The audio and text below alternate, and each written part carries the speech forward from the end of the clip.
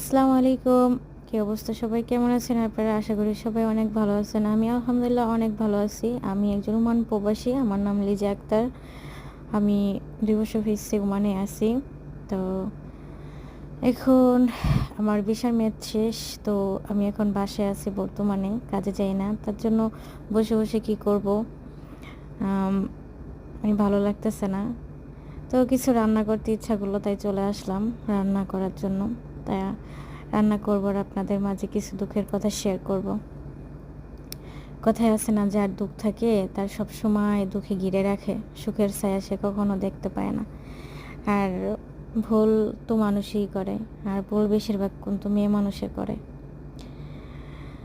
তো জানি না আল্লাহ কবে আমার সুখের মুখ দেখাবে, আমি কবে সুখের মুখ দেখব।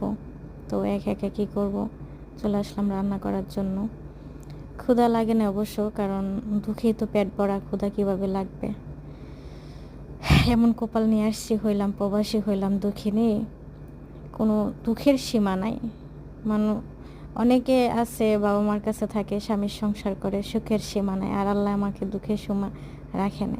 দুঃখ দিতে দিতে আমার পুরোটা জীবন ভরাই আমি দুঃখ পাইতাছি। এই বয়সে কোথায় আমার সুন্দর সংসার করার কথা, সেই বয়সে আমি একজন প্রবাসী, তারপর আবার আরেকজন দুঃখী। এতটাই যে দুঃখী, না মুখে বলতে পারি, না কাউরে সাথে শেয়ার করতে পারি। তো এই তো কথা বলতে বলতে রান্না শেষে আসতেছে।